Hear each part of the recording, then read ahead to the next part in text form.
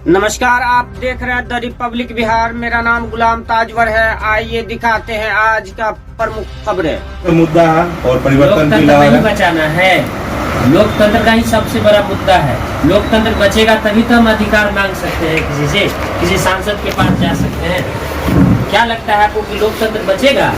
जैसी स्थिति अभी कर दी है यहाँ पे मोदी सरकार ने। देखिए कि रेवती रेवन्ना वहाँ का जो है व्यक्ति एक बलात्कारी 3000 महिलाओं के साथ बलात्कार किया और आज वोट होता है 26 अप्रैल को और शाम को उस विदेश भाग जाता है, जर्मनी भाग जाता है। झूठ मूठ की अंतर्राष्ट्रीय सुरक्षा की बात करता है मोदी सरकार। एक व्यक्ति बलात्कारी देश से भाग गया और अमित शाह को कान तक रूट तक नहीं देगा कि कहाँ चला गया वो व्यक्ति। उसके लिए वोट मांगने के लिए जाते हैं जगह जगह। ये सबसे बड़ा मुद्दा है।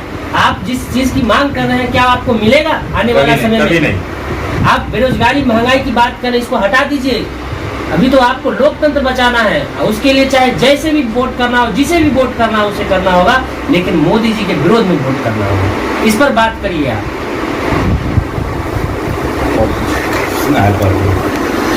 400 मोदी जी का 400 का जो नारा है 24 की लोकसभा में, तो इस पे आपका क्या निर्णय है? डर का नारा है 400 पार, कि मोदी जी का डर का नारा है और ये हवाई बात है 400 पार। नहीं, वो सही कह रहे हैं, डर का नारा नहीं कहिए। वो 400 पार इसलिए कह रहे हैं कि संविधान में जो संशोधन होता है वह संशोधन 2/3 के साथ होता है, तभी जाकर कोई बड़ा कानून बनता है और उसके लिए 400 सीट उन्हें चाहिए, तभी वो संविधान में अपना कानून बदल सकते हैं, आरक्षण को हटा सकते हैं। समाजवादी जितने भी कार्यकर्ता है इस देश में, जितने भी नेता है, सबको ये मोदी सरकार जेल में डालने का काम कर रही है। डाली तो रही नहीं, जो व्यक्ति पूंजीवादी है, पूंजीवादी व्यवस्था अच्छा है, देश के विकास में उसकी भी भूमिका है, लेकिन क्या समाजवादी विचारधारा को आप देश से भगा दीजिएगा? समाजवादी विचारधारा को आप जेल में डाल दीजिएगा? संविधान और लोकतंत्र की हत्या करके गला घोट के आप चाहते हैं कि हम 400 पार ले आए, और क्यों नहीं आएगी? ईवीएम का रिपोर्ट आता है 19 अप्रैल और 26 अप्रैल को कि पहले चरण के चुनाव में 62% चुनाव होता है और दूसरे चरण के चुनाव में जो है से 61% 62% लगभग चुनाव होता है, और फिर 31 अप्रैल को यह रिपोर्ट आती है कि 6% सब पे बढ़ गया। ये कौन सी तरीका है? निश्चित तौर से सामने से देखने को मिल रहा है कि ये सब इलेक्शन कमीशन भी इसमें संलिप्त है। क्यों नहीं होगा? इलेक्शन कमीशन में जो कमिश्नर का जो नियुक्ति होता उसमें एक सुप्रीम कोर्ट का जज का होना जरूरी था, उस कानून को बदल दिए और खुद प्रधानमंत्री और उनके सहयोगी मंत्री और एक विपक्ष का नेता होगा। 24 घंटे में जब पूरा का पूरा वोट काउंट हो जाता है, 24 घंटे के अंदर जो है पता चल जाता है कि कितने लोगों ने 543 सीटों का उस पर जीत हासिल हो जाता है, जो जीतना होता है वो जीत जाता है। आज 12 दिन बीतने को हो, आज तक इलेक्शन कमीशन ने ये नहीं बताया कि कुल वोट कितना गिरा है। आप ही बताइए। इलेक्शन कमीशन पूरी तरह से करप्ट हो चुकी है और उसमें जो कमिश्नर को नियुक्ति किया है मोदी सरकार ने, वो भी अपने व्यक्ति को नियुक्त कर दिया है। विपक्ष को मालूम नहीं चला, 24 घंटा पहले मालूम चलता है कि आज जो है कमिश्नर का नियुक्ति करना है। बताइए वो कैसे छानबीन करेगा, कैसे पता लगाए कि ये कमिश्नर अच्छा है या नहीं है? पूरी तरह से जाल बिछा दिया मोदी सरकार ने और लोगों के मानसिक स्थिति को इस प्रकार से बदल दिया है कि पता नहीं ऐसे लोग कहाँ से आते हैं जो कहते हैं कि जवाहरलाल नेहरू ने गलत किया, राजीव गांधी ने गलत किया, इंदिरा गांधी ने गलत किया, तो अपना जान न्यौछावर कर दिया। जवाहरलाल नेहरू के बारे में, पटेल जी के बारे में कहा जाता है कि उनकी अच्छी बनती नहीं थी। वो ऐतिहासिक मूर्ख है व्यक्ति जिसने आज तक इतिहास को पढ़ा नहीं। जी के साथ में अन्याय हुआ, जो पटेल जी के नाम पे स्टेडियम था उसको बदल के नरेंद्र मोदी स्टेडियम बना दिया गया। कहाँ सम्मान पटेल जी को लोग दिए? फिर भी जनता तो वोट वहीं क्यों कर रही है? नहीं, जनता वोट क्यों कर रही है? आप ऐसा मत बोलिए ना। आप बोलिएगा, हम बोलेंगे कि वही जीतेंगे, वही कैसे जीत जाएंगे? अरे वही जीत जाएंगे तो वही जीत जाएंगे, इसका मतलब है, इसका मतलब है कि सेटिंग है, तभी ना वही जीतेंगे। जनता 2004 में भी ऐसा ही हुआ था। अटल बिहारी वाकई वो बहुत अच्छे काम किए थे, लेकिन उनके भी मन में था कि मैं दोबारा आ रहा हूँ, लेकिन आए नहीं आए। ये प्रोपेगेंडा मत फैलाइए कि वो आ रहे हैं। 400 पार नहीं, इस बार मोदी सरकार की 400 हार है और वो मात्र 143 सीट जीतने वाले हैं, 150 की क्रॉस नहीं। मोदी जी बड़ा जिम्मेदारी से आप बोल रहे हैं। विश्लेषण है, पकड़ है। मैं जानता हूँ, एक एक विधान लोकसभा के क्षेत्र को जानता हूँ, एक एक राज्य का एक एक रिपोर्ट रखता हूँ। मैं ऐतिहासिक मूर्ख नहीं हूँ। इतिहास को मैंने पढ़ा है, भूगोल को मैंने पढ़ा है, अर्थशास्त्र को मैंने पढ़ा है, और मैं जानता हूँ किस स्थिति में लाकर रख दे इस देश को। आज आप बात करते हैं जीडीपी को करके क्या करेंगे? जहाँ जरूरत है वहाँ पे आप विकास करेंगे नहीं, तो जीडीपी की क्या है? जीडीपी से किसी देश का विकास होता है क्या? जीडीपी तो तभी बढ़ता है जो लोगों का स्वास्थ्य खराब होता है तो जीडीपी बढ़ जाता है। अब बताइए, अरे देश के 80 करोड़ लोग को 5 किलो अनाज दे रहे हैं मोदी जी, आप कैसी बात कर रहे 5 हैं? किलो अनाज इसलिए दे रहे हैं। ये भीख दिया जा रहा है, और इस भीख से हम जनता को गुमराह नहीं होना है। ये 5 किलो अनाज से हम मोदी देश जी के चुनाव और विकास के लिए मतदान नहीं कर सकते हैं। मतदान करना है, मुद्दे पे करना है, जहां हमारे देश की सुरक्षा की बात करते हैं, बड़ी बड़ी बातें करते हैं, और हम लद्दाख में कब्जा कर लिया गया चीन के द्वारा, उस पर एक बार उफ नहीं किया गया। हिंसा हुई मणिपुर में एक बार झलक दिखाने नहीं गए वहाँ चारों तरफ। वहाँ आज भी कुकी समुदाय के लोग बहिष्कार कर रहे हैं वहाँ लोकसभा चुनाव का, फिर भी उस पर चर्चा नहीं हुई। उस दिन 2 CRPF लोग वहाँ मार दिए गए, चर्चा नहीं हो रही है। बात देश सुरक्षित नहीं है, देश को गुमराह किया जा रहा है कि सुरक्षित हाथों में है। यह तानाशाही है। जैसे सुरक्षित हाथों में कैसे है? एक बलात्कारी 3000 महिलाओं के साथ, वो भी नाबालिग से लेके वृद्ध महिला के साथ जबरदस्ती बलात्कार किया, वो व्यक्ति जैसे देश छोड़ के भाग गया। ये कैसे देश की सुरक्षा? ये तानाशाही है। ईडी लगा दीजिए, CBI लगा दीजिए, जो राजनीतिक रूप से सक्रिय है, जो अच्छा करना चाहता है, बदलाव करना चाहता है, समाजवादी है, सब पे ईडी CBI लगा के जैसे ही जबरन जेल में डाल दीजिए।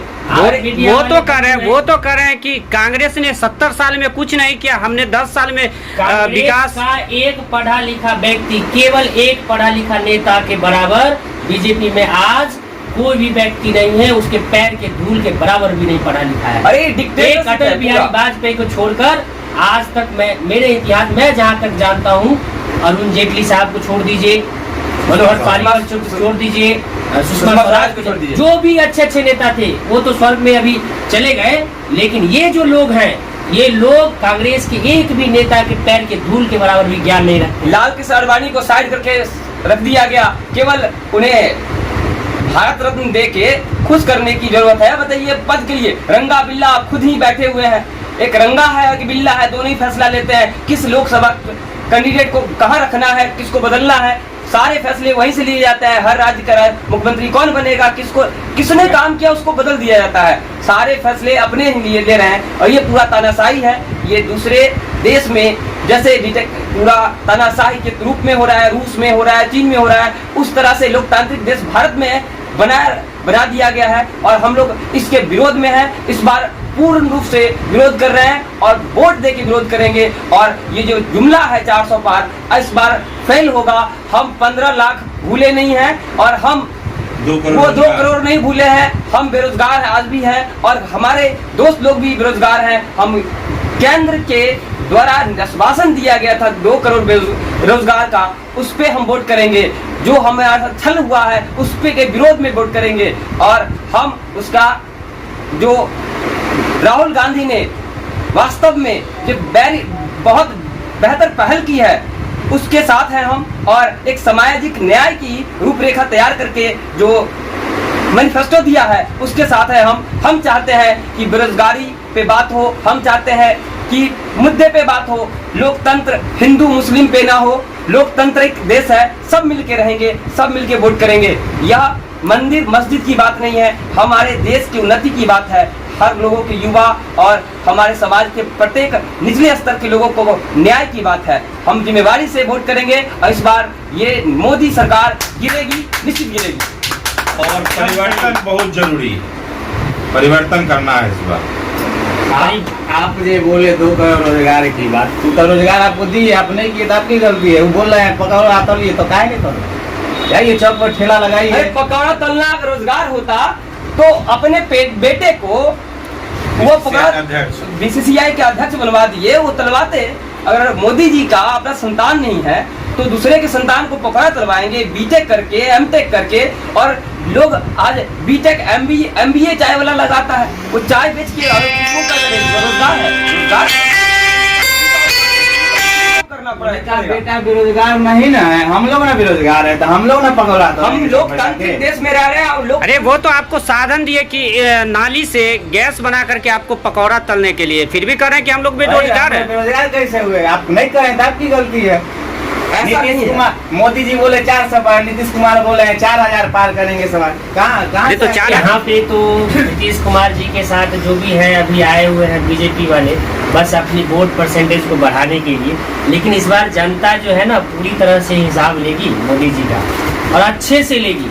और ले रही है। अरे कम से कम मोदी जी के जुबान से तो इतना तो निकला कि अगर कांग्रेस आती है तो आपका मंगलसूत्र छीन लेगा। इससे पहले तो ये बोलने के लिए तैयार भी नहीं थे कि कांग्रेस आने वाला मोदी जी- है। आप इसी से अंदाजा लगा लीजिए, कि मोदी जी के जुबान से या चाहे बीजेपी पार्टी के नेता के जुबान से निकल रहा है कि इस बार मत दीजिए कांग्रेस को दीजिएगा तो ये भुगतना पड़ेगा।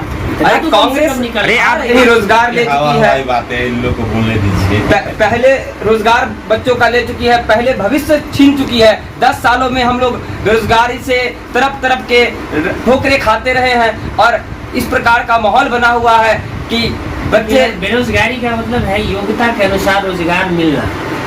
अगर योग्यता के अनुसार रोजगार नहीं मिलता है तो भी बेरोजगारी है। देखिए इस बार तो पकौड़ा तलने के लिए तो बोल रहे हैं मोदी जी, पकौड़ा नहीं आया है। सबसे पहले तो आप एक चीज लॉजिक समझिए, 5 साल पंचवर्षीय योजना को कैसे खत्म करने वाली है मोदी सरकार। अब ग्रेजुएशन 4 साल का कर दी नई शिक्षा नीति के अनुसार। 4 साल में बच्चे ग्रेजुएशन करेंगे और आदमी का जो एवरेज एज है वो घटते जा रहा है और पढ़ाई करने का जो रेशियो बढ़ते जा रहा है। वैकेंसी जब आती है तो एज का लिमिट घटाते जा रहा है। तो बताइए कि 4 साल में या 5 साल, तो उसके बाद यूनिवर्सिटी का कार्यकाल 5 साल बढ़ा दिया जाता है। 5 साल में ग्रेजुएशन होता है, 5 साल तो ऐसे ही खत्म हो जाएगा लोगों का। वो कहाँ से रोजगार मांगेंगे मोदी सरकार से? तो लोगों को मूर्ख रखना चाह रहे हैं। अब देखिए कांग्रेस और महागठबंधन बहुत बड़ी ताकत से लड़ रही है बहुत अच्छी और ताकत। बहुत अच्छी ताकत से लड़ रही है। बहुत वो हारेगी।